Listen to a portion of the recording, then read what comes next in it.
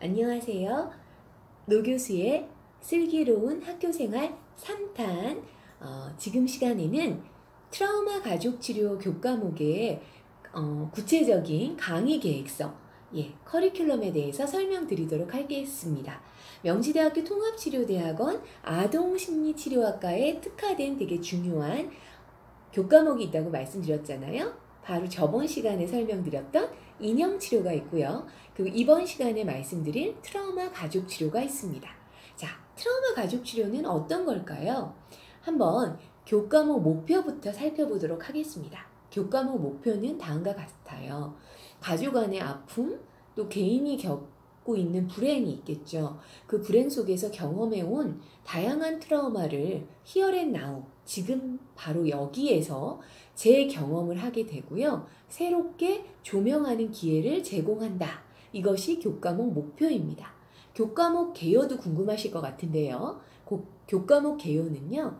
어려서 경험한 트라우마는 현재 진행되고 있는 살아가고 있는 이 삶에 영향을 주게 됩니다. 그래서 감정 조절이라든지 스트레스 대처, 자아 존중감 발전에 취약하게 되겠죠.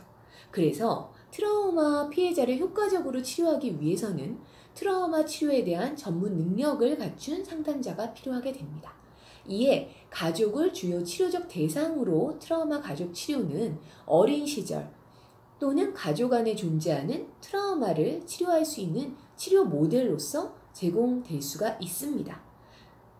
치료적 접근을 통해서 우리는 트라우마를 탐색하고 새로운 탐색을 통해서 새로운 탐색과 또 새로운 관점을 통해서 가족의 역동으로부터 벗어날 수 있게 된다라고 교과목 개요를 말씀드릴 수 있겠습니다.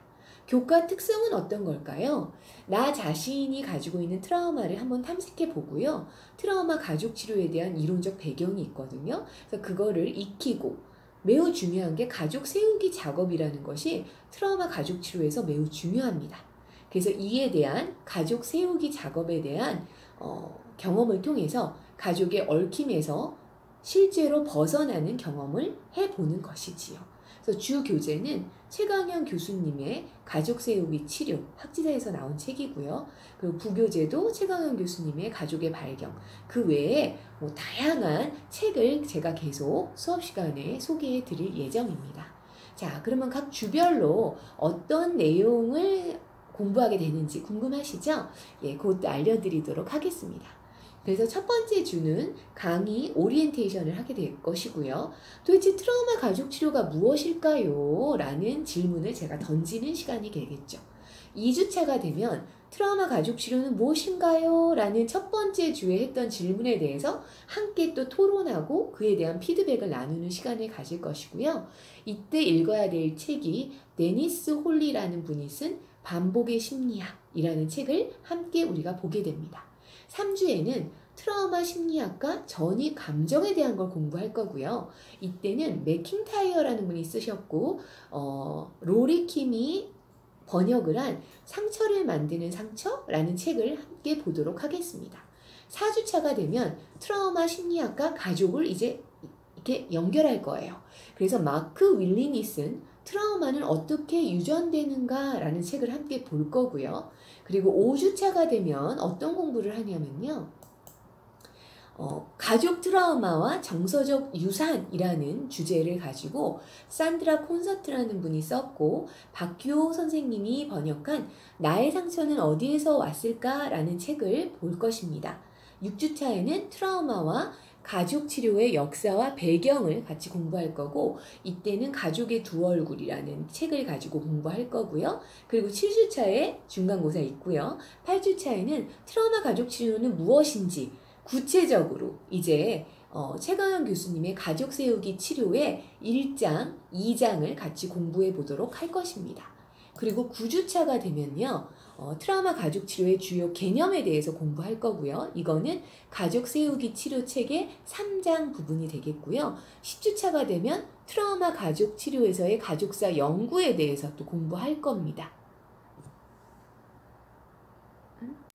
네, 그래서 9주, 10주, 11주, 12주차까지 해서 일단 9주, 10주에서는 이제 트라우마 가족 치료에 대한 이론을 할 9주차부터 약간 설명이 미흡해서 다시 해보도록 할게요.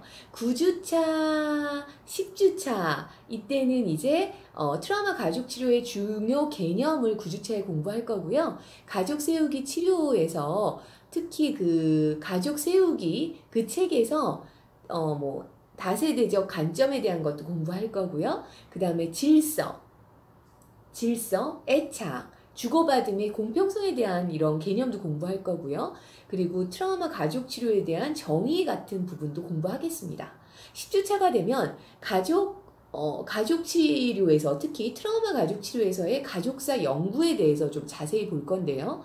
이거는 가족 세우기 그 교재의 3장에 자세하게 나와 있거든요. 그래서 이걸 같이 공부하도록 하겠습니다. 11주차가 되면 트라우마 가족 치료의 구체적인 방법으로서 이거는 가족 세우기 4장에서 또 공부를 할 거고요. 그리고 12주가 되면 트라우마 가족 치료의 방법론적인 걸로서 가족 세우기 5장을 또 공부하도록 하겠습니다. 그리고 13주가 되면 여전히 트라우마 가족 치료의 이론적인 부분과 방법을 같이 연결해야 되기 때문에 13주차가 되면 가족 세우기 교재 6장을 공부할 것이고요. 14주가 되면 트라우마 가족 치료 실천이라고 해서 사람을 통해서 가족을 세우는 방법을 공부할 것이고 실제 경험할 거예요. 그리고 더 중요한 게 뭐냐면 더 중요하다는 표현보다는 사람을 통해서 가족 세우기만큼이나 또 중요한 거라고 이렇게 설명을 해드릴게요. 그래서 인형을 통해서 가족을 세우는, 가족 인형을 가지고 가족을 세우는 이 방법을 경험해 보도록 하겠습니다. 그리고 나서 기말고사를 보면 트라우마 가족 치료의 대장정이 끝나는 것이지요. 앞서 말씀드린 것처럼 명지대학교 통합치료대학원 아동심리치료학과에서 이 가족치료 전공에서 특화된, 물론 놀이치료 전공 분들도 이 인형치료 수업은 들을 수 있습니다. 근데 트라우마 가족치료는 가족치료 전공 분들에게 열려져 있고요. 놀이치료 전공인 분들도 원하시면 들을 수 있게 저희가 오픈은 해놓았는데요. 트라우마 가족치료를 공부함으로써 내가 가지고 있는 내 원가족에서의 그런 어려웠던 부분, 그리고 그것이 현재 나의 가족에게 미치는 영향, 그리고 나에게 미치는 영향을 내가 직접 경험해 봄으로써 무엇을 통해서 경험하는 걸까요? 그렇죠. 가족을 세워보는 거예요. 그리고 가족 인형을 통해서 또 가족을 세워볼 수 있거든요. 그래서 이런 구체적인 방법을 통해서 우리가 우리의 원가족 부분, 그 다음에 우리의 현재 가족 부분을 객관적으로 좀 검토해보고, 그리고 우리는 인정하고 싶지 않지만 현재 가족에서 살아가고 있으나 실은 이게 과거로부터의 나의 원가족 뿐만 아니라 어찌 보면 내 어머님, 아버님, 그리고 그 위에 할머니, 할아버지, 또 그 위에 고래고래 할머니, 할아버지 계속 올라가죠. 그래서 거기서부터 조상 대대로 내려오는 어떤 것들, 긍정적인 것도 있고 부정적인 것들도 있겠죠. 그런 것들의 세대 간 전이를 통해서 지금 현재의 나에게까지도 영향을 미치는 거잖아요. 그래서 이런 부분에서 트라우마 가족 치료를 경험하시고 함께 공부하시면서 큰